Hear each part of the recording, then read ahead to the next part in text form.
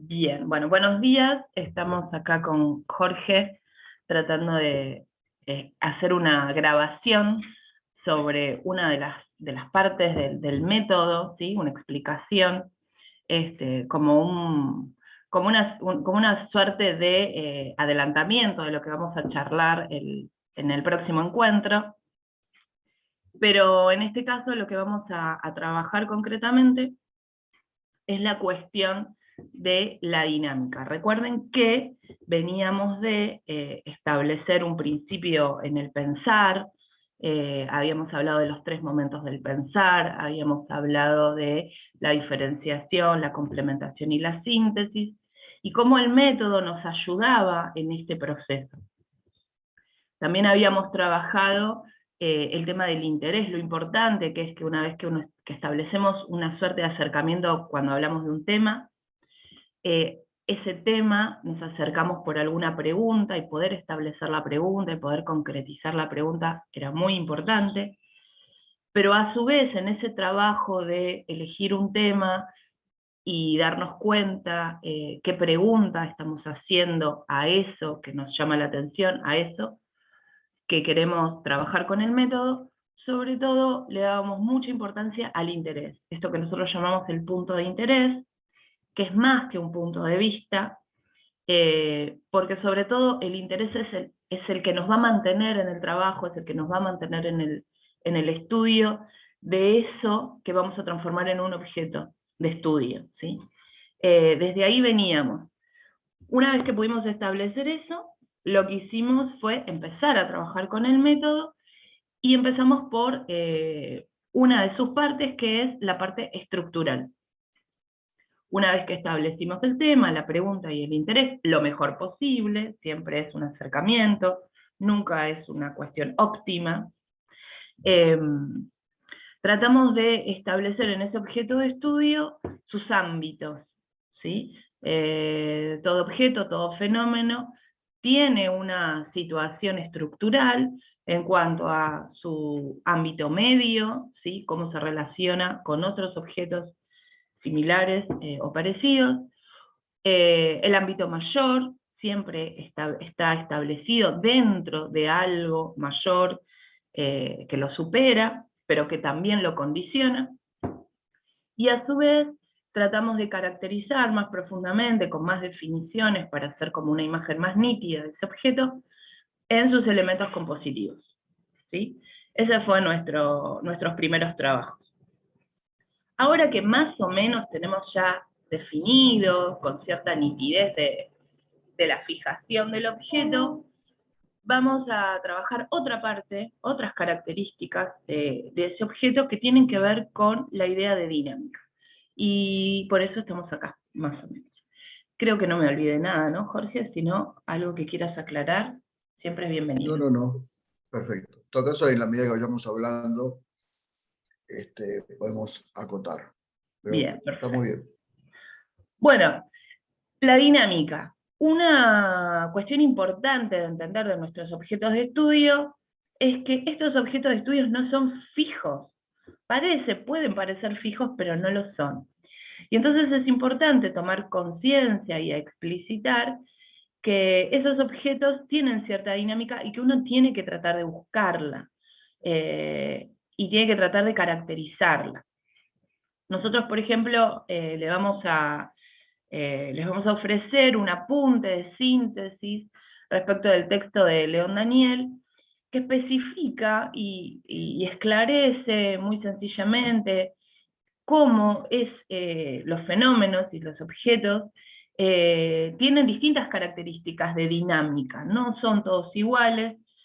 A veces, por ejemplo, él dice un ejemplo de, bueno, a veces los objetos se creen que solo los seres vivos, ¿no?, tienen dinámica, o a veces se entiende o se sabe que algunos objetos que no son seres vivos tienen ciertas dinámicas, pero por ejemplo hay otra dinámica que no es muy consciente, que tiene que ver con este concepto de azar, ¿no?, que es lo multicausal, ¿no? Y eso también es una dinámica que uno tiene como que tratar de aprender a percibir. Entonces el método lo que va a tratar es de esclarecernos cómo podemos llegar a ver, ¿sí? Y a fijar ciertas dinámicas que son importantes para responder nuestra pregunta sobre el objeto que queríamos estudiar. Un primer acercamiento, un primer trabajo es el estudio de composición. ¿No es cierto, Jorge? Vamos por ahí, ¿te parece? Estudio de composición. Sí, y es más, en general cuando yo parto del estudio de un objeto que tengo en presente, es el momento, o es el mejor abordaje para hacer, es comenzar con la composición. Si yo tuviera que decir, bueno, a ver, esto, ¿en qué momento lo voy a estudiar? Entonces ya tengo que previamente tener claro cuál es el momento en el que lo voy a ver a este objeto. Entonces ahí empezaría por el proceso, porque en proceso yo fijo el momento en el que voy a hacer el estudio. Pero como estamos hablando, en general, sucede que estamos estudiando de objetos que son presentes, entonces es bueno empezar por el estudio de composición. Que hace a pensar, nos lleva a pensar cómo está justamente compuesto, qué elementos son los que componen este objeto. Porque como esta mirada estructural que decía Noelia hace un rato, bueno, todo objeto de percepción es un objeto que está compuesto, por así decirlo, por distintos elementos. No son homogéneos, sino son diferentes en elementos que aparecen diferentes cuando yo los observo como tales y cuando yo voy como profundizando en el punto de vista, no en el punto de interés que es fijo, sino en el punto de vista. Entonces voy viendo cada vez con más detalle. Entonces, esto que en principio me aparecía nubosamente como un objeto homogéneo, en la medida que lo empiezo a estudiar me doy cuenta de que en realidad es un objeto compuesto por distintos elementos. Y que a su vez estos objetos o estos elementos no están aislados del contexto, sino que tienen una relación, tienen una circulación de ingreso de elementos que están en ese contexto. Por eso es que nosotros usamos esta imagen para poder trabajarlo, que es decir, bueno, a ver, en principio yo numero o trato de definir cuáles son los distintos elementos que componen a mi objeto de estudio. ¿Sí? Y me voy a dar cuenta que si ajusto un poco la mirada, bueno, no son todos iguales, sino que tienen características diferentes. Entonces, como tienen características diferentes, eso me permite ordenarlos. En algún momento creo que hablamos sobre sistemas de medición. Yo lo que tengo que, una vez que tengo ese objeto compuesto por distintos elementos, ver cómo ordeno esos distintos elementos, para lo cual yo necesito algún criterio. Entonces, por decirlo de una manera muy sencilla, podría ser que organice esos distintos elementos con un criterio de abstracción o de densidad diferentes. Entonces, coloco en los primeros puntos, en donde acá está marcado como 1 o 2, aquellos elementos que pueden ser más densos, más materiales, más concretos.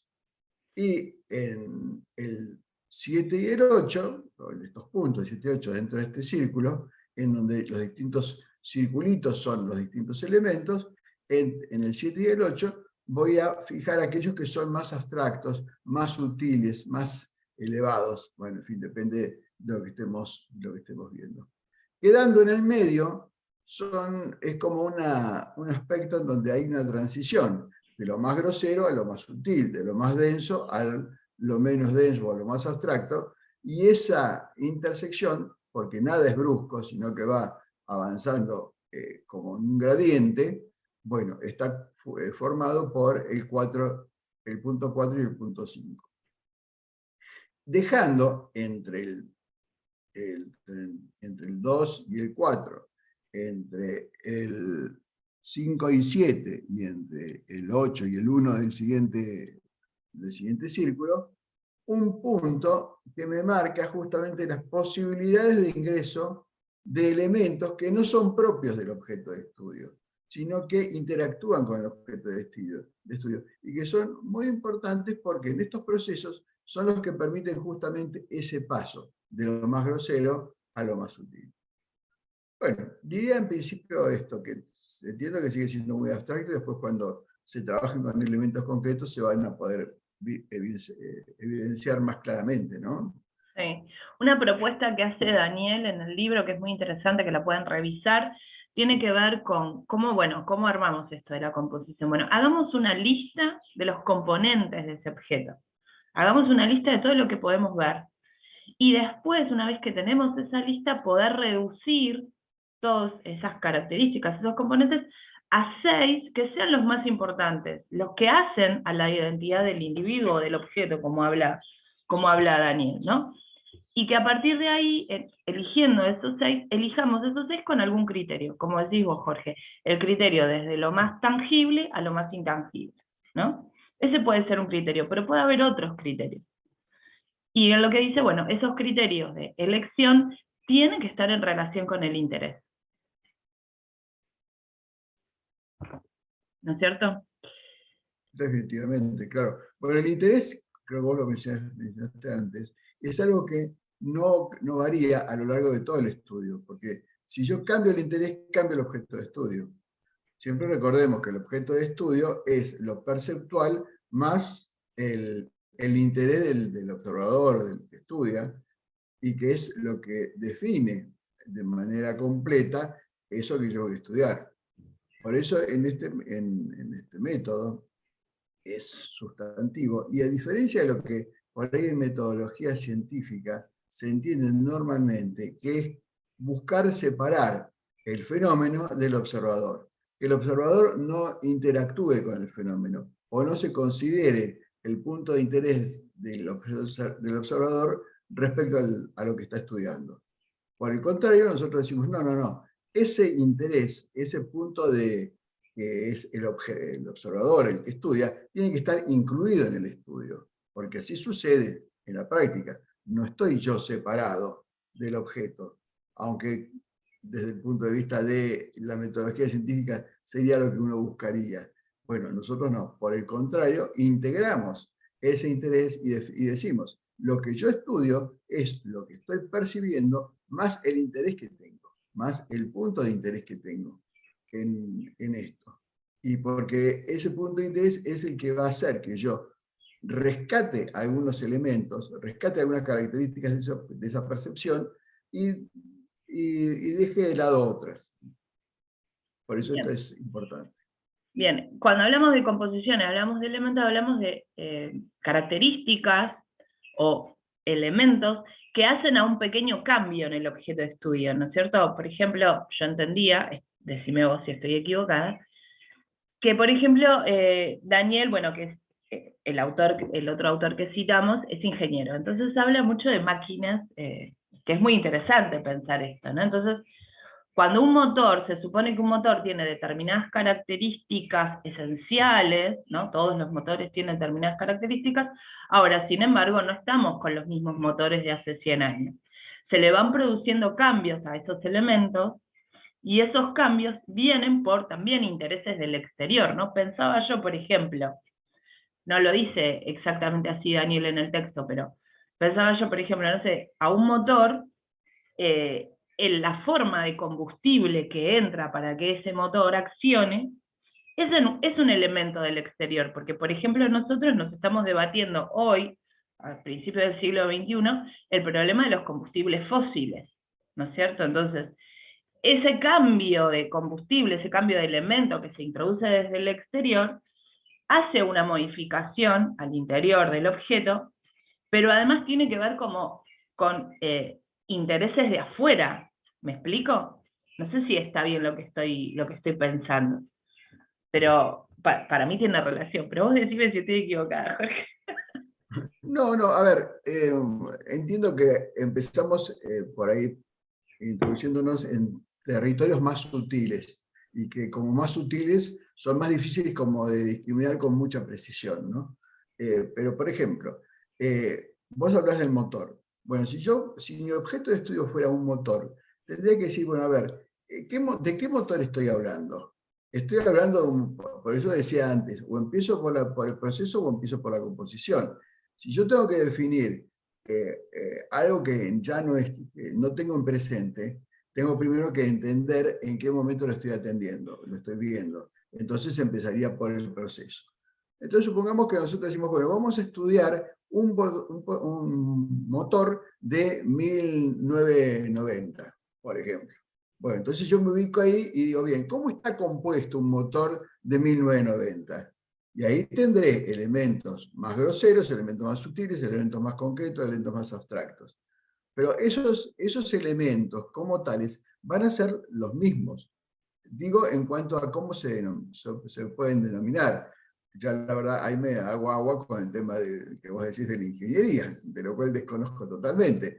Pero, por ejemplo, se me ocurre que una cosa es de la compositiva del motor, ver cuáles son las piezas materiales que componen el motor en uno y en dos, y después cuáles son los procesos o los elementos que hacen a que el motor se mueva.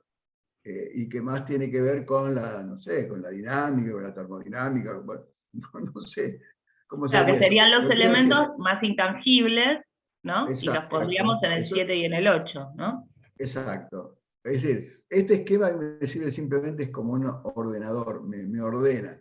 Lo que pasa es que bueno, si yo lo estudiara más en profundidad, me daría cuenta de que en realidad también es cierto que el hecho, las distintas posiciones en este esquema me reflejan distintas formas de relación entre los componentes.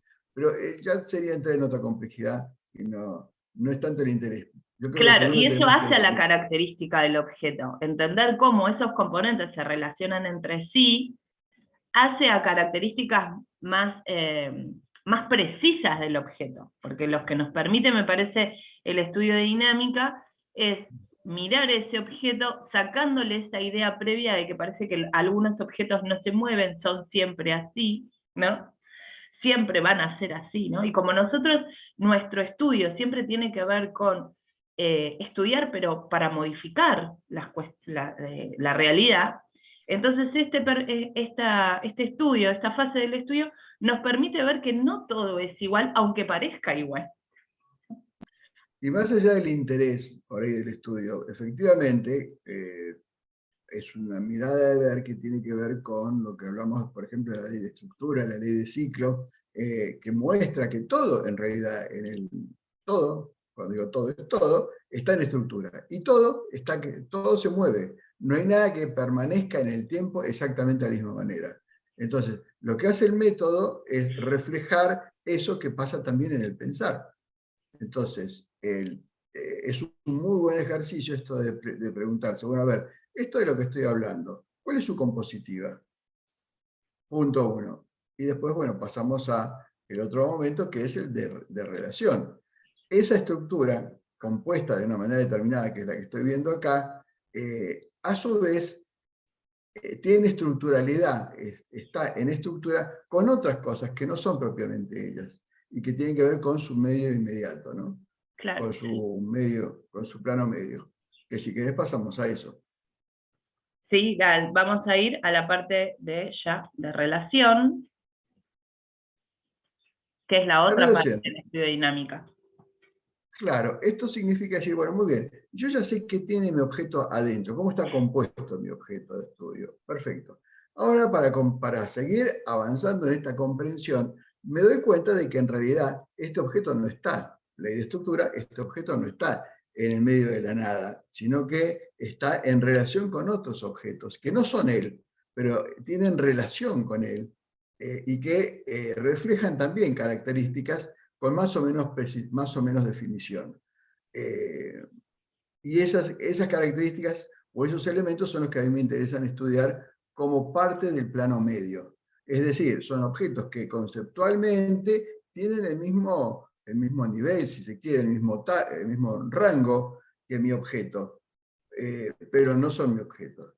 Y a su vez tienen diferentes maneras de expresar ciertas ciertas características que yo estudio con más o menos precisión. Por eso, entonces, para poder estudiar qué tengo alrededor, y que es muy importante, porque esas cosas que van alrededor están en el mismo momento de proceso, y van cambiando según cambia el momento de proceso.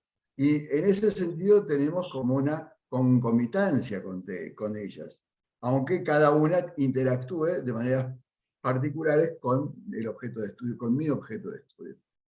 Y para esto entonces lo que hago es decir, bueno, a ver, ¿cómo llevo todo esto a algo que sea más fácil de visualizar? Entonces voy a hacer un gráfico que en realidad es como una línea vertical o un segmento vertical, en donde digo, bueno, acá tengo una especie de centímetro, una especie de medidor, en donde yo lo que necesito saber es dónde está mi objeto, que lo pongo en el medio de esa línea, y me fijo quiénes son por arriba del objeto los que tienen más claridad en reflejar aquellos valores, aquellas características que son las que me interesan, que son como positivas, si vamos al caso. En donde entonces, en el punto superior, tendría la que tiene esa característica más claramente definida, y en el inferior lo opuesto. Con lo cual yo digo, bien, sé que eso que rodea a este objeto de estudio no es todo igual. Tiene diferencias en función de la ponderación que yo puedo realizar de ellas, pensando que por arriba tendré aquellas que lo reflejan con más claridad, eso que son los elementos que me interesan, y por debajo las que menos. Esto tiene alguna importancia en el sentido de, si bien este no es un estudio no es un estudio que nos lleve a pensar en cómo cambian en el tiempo, que eso lo vamos a ver en proceso, sí nos permite saber hacia dónde estaríamos orientados, dependiendo de lo que estemos estudiando, y si nosotros vamos a hacer alguna interacción con ese objeto de estudio, bueno, está claro que de lo que yo tengo alrededor hay algunos elementos que son más importantes para mí y elementos de los cuales me quisiera alejar. Y en principio sería esta la idea de ubicarme. Ahora, pensemos esto. Tanto la compositiva como los elementos de relación están, si se quiere, como en un mismo plano. Es como parte del momento en que yo estoy estudiando. Saco la foto y digo, bien, en esta foto hay una composición y hay una relación.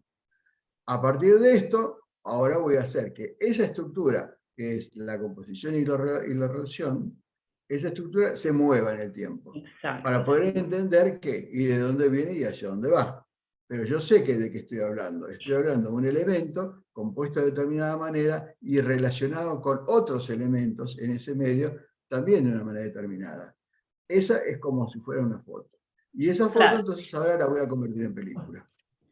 Exacto. Bueno, es como, bueno, si hablábamos y rescatamos el ejemplo del motor, sería, nosotros elegimos qué relación, por eso dice más relación con o menos relación con, determinadas las características que queremos que tenga.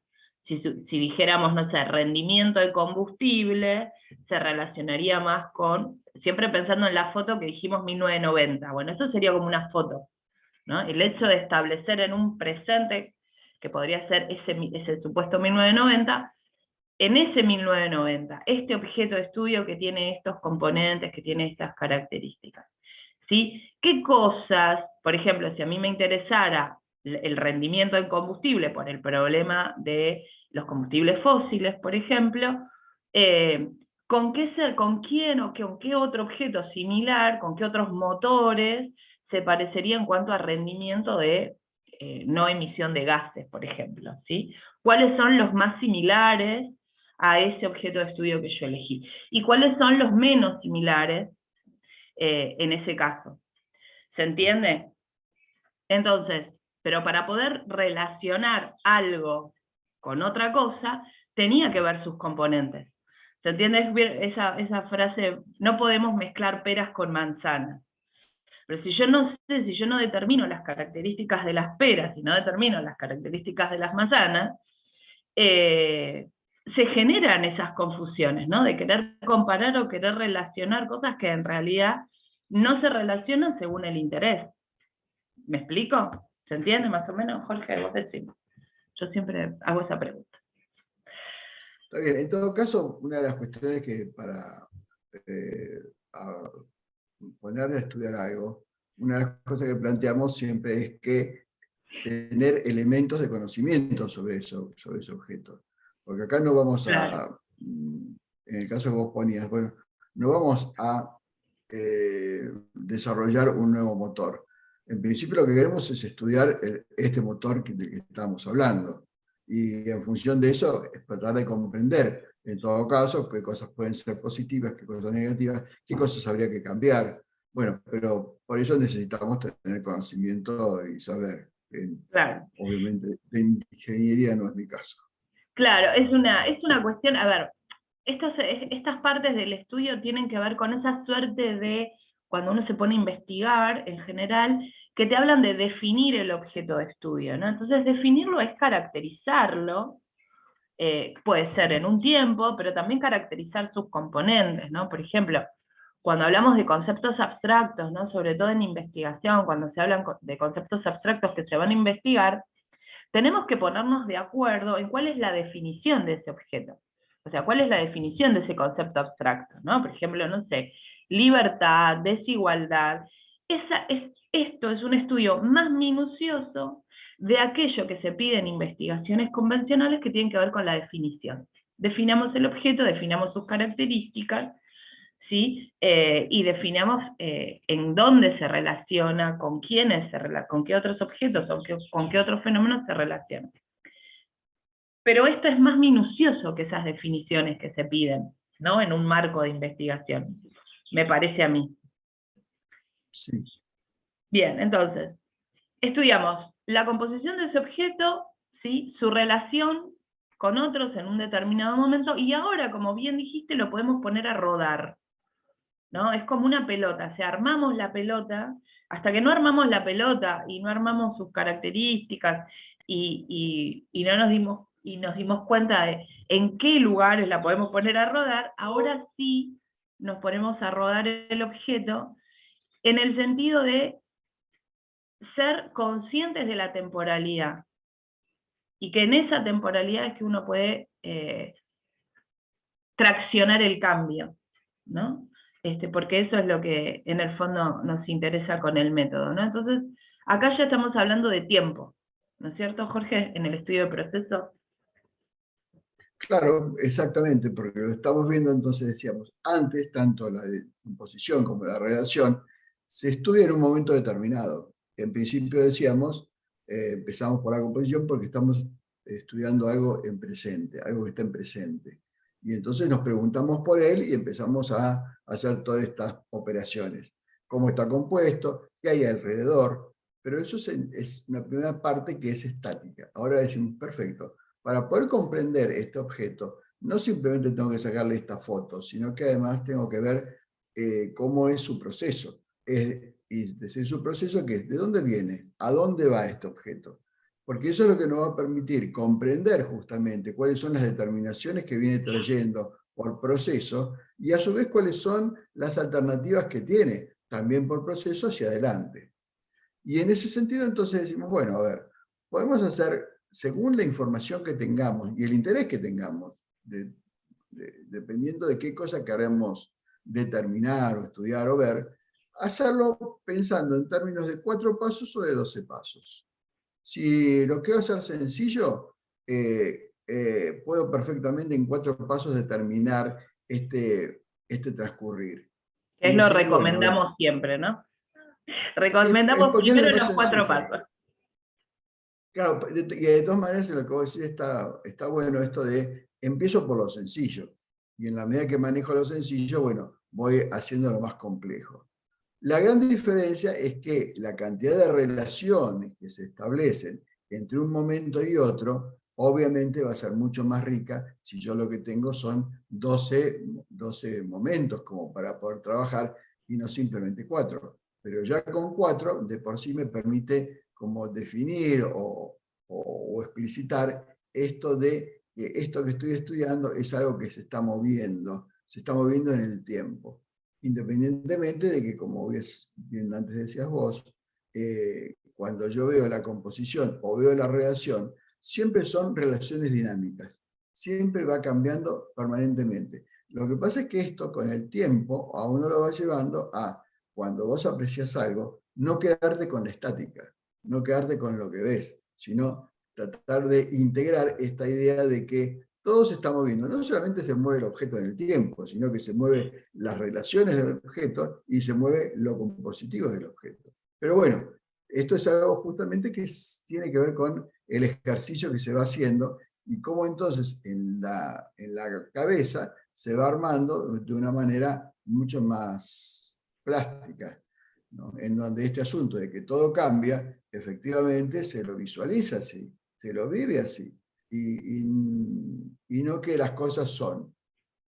Siempre hay maneras de verlo donde uno dice, bueno, las cosas son así. ¿Cómo? Claro, la ¿De qué estamos sabiduría popular hablando? que te explican. Bueno, esto es así, ¿no? Claro, esta es la realidad, dicen. Bien. Bueno, Una cosa y ahí se pudrió importante, todo. claro, una cosa importante en este trabajo del proceso es entender que elegimos los 4 momentos o los 12 momentos del proceso en base a nuestro interés.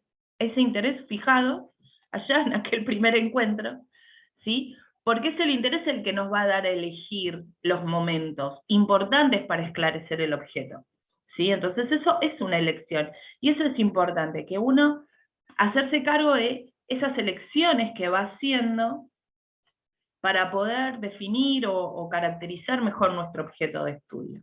Esas son elecciones del investigador y hablan del investigador, ¿no? Y eso es lo más interesante del método. Que eso que elegimos, esos 4 momentos, tienen que ver con volver a reconocer el interés desde donde estamos mirando, qué interés nos mueve, ¿bien? Y cómo ese objeto nos importa y nos importa su proceso. Entonces esto es muy importante siempre, ¿no? Nosotros, o sea, no es que es una cosa discursiva, el interés es importante porque nos, bueno, no puedo definir los 4 momentos si no tengo claro y fijo el interés. Porque se me va a ir para cualquier lado, porque voy a elegir 4 momentos que después no voy a poder saber cómo explicar. Y entonces esto tiene que quedar bien clarito, ¿sí? No sé si querés agregar algo más, si no, iríamos por la síntesis ya de Sí, esta me parece dinámica. que, no, pero me parece bueno esto que vos recordás del interés, porque en realidad sin interés definido no hay objeto de estudio definido. Y esto es algo que es como por ahí una de las primeras cosas que con el método, con este método, uno tiene que empezar a trabajar, que es integrar el interés junto con lo perceptual. El interés no tiene que ver que, por ejemplo, ¿qué quiero hacer yo con esto? Eso es otro tema. Ese es como un interés de utilización del conocimiento que yo voy a obtener a través del método. Cuando hablamos de interés acá, estamos hablando de desde qué mirada yo estoy apreciando esta percepción. Y digo mirada, me refiero a cuáles son los elementos que yo destaco de lo que percibo y qué elementos no son importantes. Lo que es importante y lo que no es importante en función de el objeto que estudio es lo que nosotros llamamos interés. Y esto lo remarco porque justamente el término interés se puede aplicar para diferentes cosas. Entonces también es una cuestión de interés definir con claridad qué es el interés. Exacto.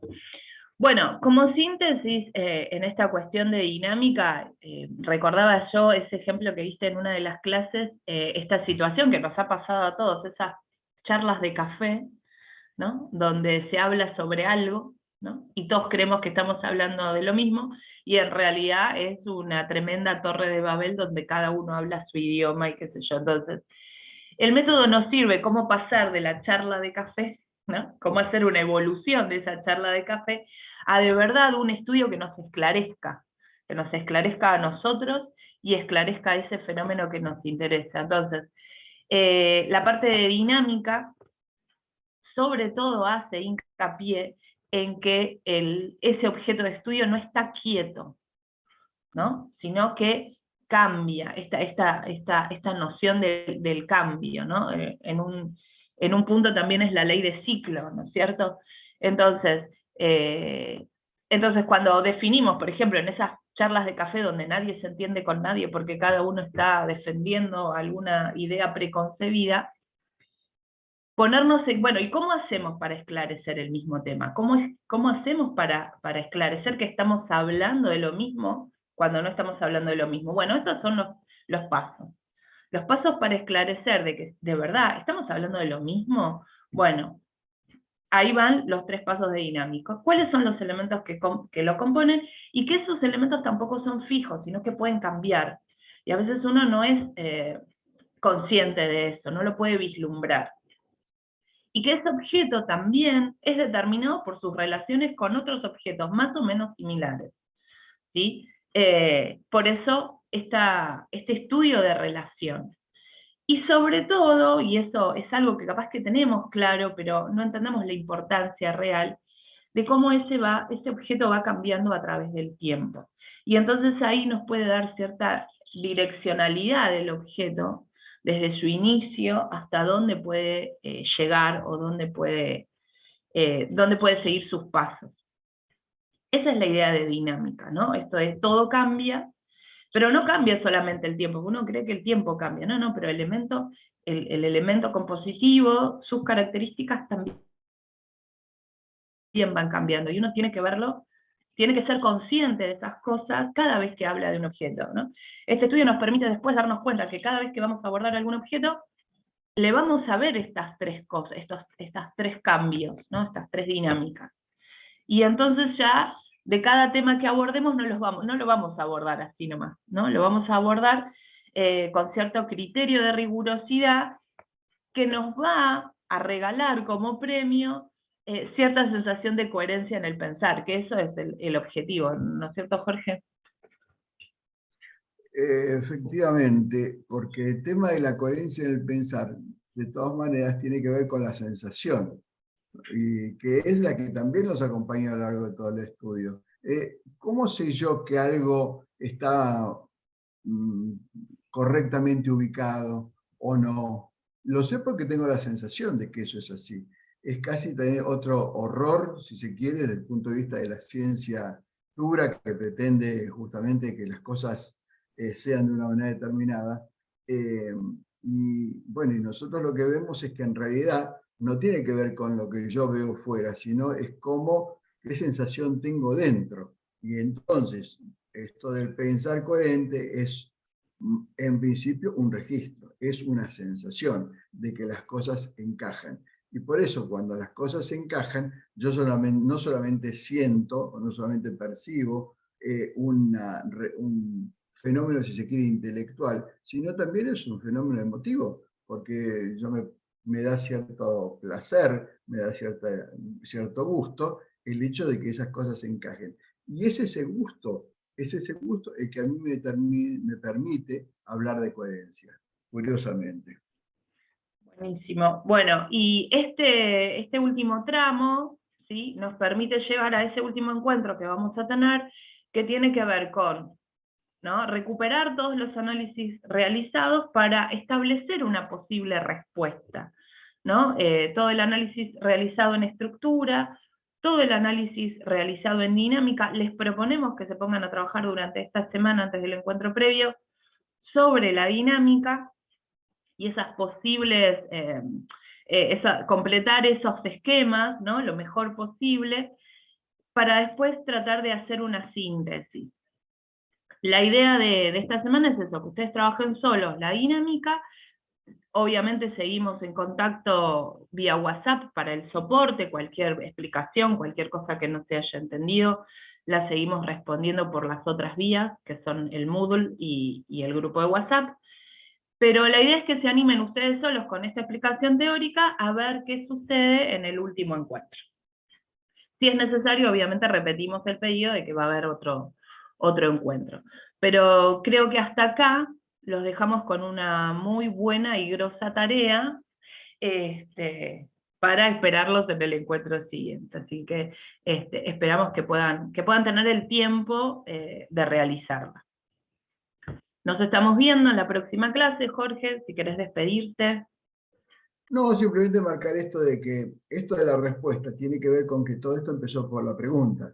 Y de hecho, cuando uno se pone a estudiar algo, es porque tiene una pregunta. Sin pregunta no hay motor. Entonces necesitamos definir la pregunta, y si tenemos pregunta, buscamos una respuesta.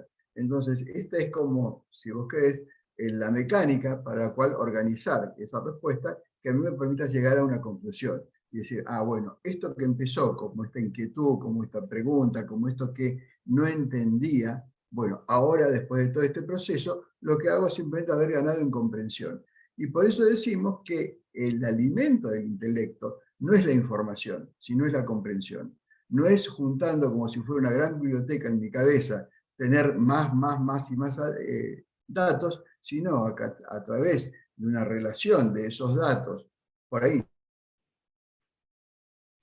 pero la relación de los datos suficientes me puede llevar en ese proceso a obtener una respuesta y llegar a una conclusión. Esa conclusión, esa respuesta es lo que va a alimentar el intelecto según nosotros lo estamos viendo. Eso, Noelia. Y bueno, mucha suerte Perfecto. con el estudio. Vamos a desearles mucha suerte y bueno, espero que les haya servido esta explicación medio conversada para que no sea tan de dormir, ¿no? De tengo que volver para atrás. Esperamos les sirva y bueno, nos estaríamos viendo en el próximo encuentro. Muchísimas gracias por la paciencia. Logramos un buen tiempo, me parece, Jorge, explicativo. Así que estaríamos cerrando la grabación. Muchas gracias. Y nos vemos.